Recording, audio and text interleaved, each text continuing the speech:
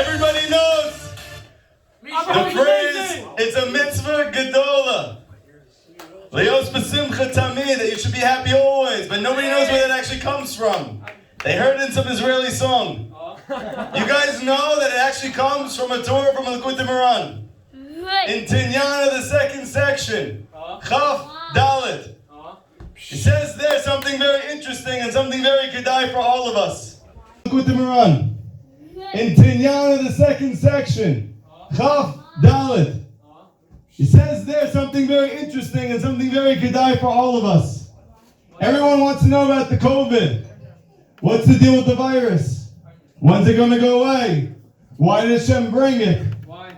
Comes Rabbi Nachman to say in Likutei Moharan the Farash, the cause of every illness in the world, the cause of every disease, the cause of every type of suffering comes from atzvut, comes from sadness. That sadness is the cause of all illness.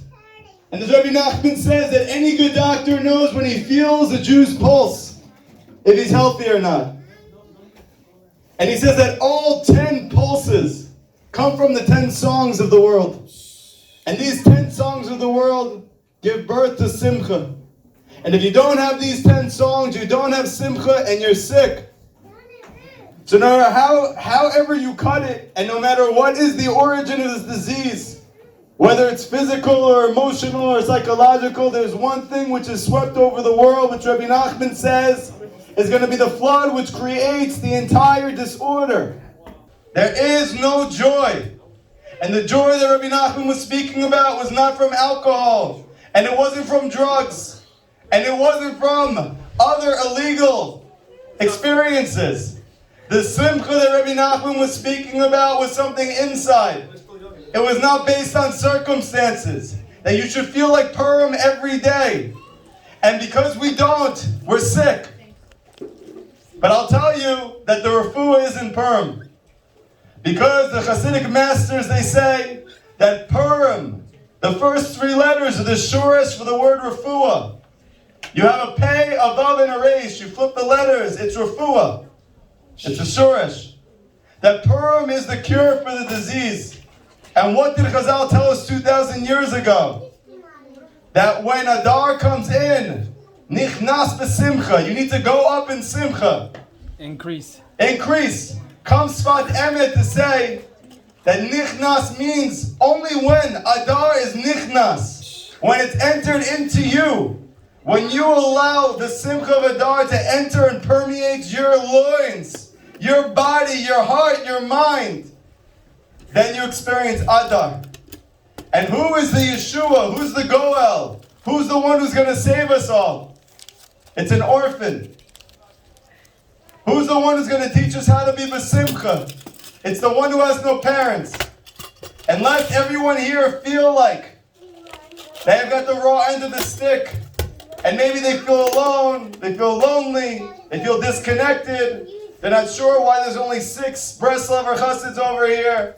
And everybody else is at home talking about work and business, even though they worked for 364 days a year before that, and it sucks.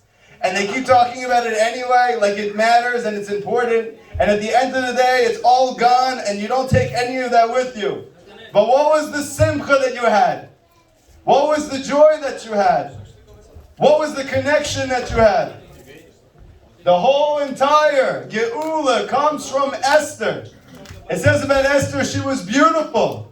Beautiful of form. Beautiful of looks. But Chazal, it seems pretty passionate. It seems pretty simple. Why is there a disagreement if she was beautiful or not? It says she was. They said no, she might not have been. She was a little pale, a little Ashkenazi looking. And still she's beautiful. So what is the Torah speaking about? The acronym, the Roshei Tevot for Yatom, that is an orphan, means beautiful of face, beautiful of appearance. That the whole reason that the Megillah says that Esther was beautiful was because she was an orphan. The whole entire reason she was beautiful was because she didn't have parents. Now how does that make sense? How many of us feel like our parents don't understand us? How many of us feel like we have taken a trek towards truth and nobody gets it. And we think Nebuch, us, comes the Megillah to say, you're beautiful. You're so beautiful that the Goel can only come from you. The Redeemer can only come from you. Be'ezrat Hashem, in the schut of us being B'simcha right now in Purim, in the middle of a virus that has swept all over the world, that Rabbi Nachman says it can only be because nobody's really happy. And we get to go down into the real simcha. The simcha of Purim. The simcha of refuah. The simcha of turning darkness to light. The simcha where the orphan becomes the Mashiach. Where the one who has nothing becomes and gives over everything. Bezrat Hashem, we should stop feeling Nebuch because we're like that.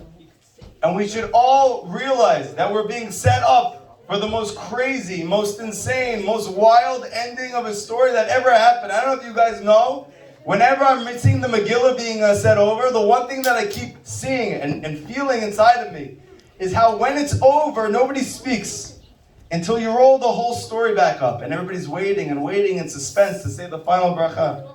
They do it over and over again. And you can wait for a minute, for 2 minutes, for 3 minutes. Only when the whole thing is rolled up, we say, thank you, Hashem.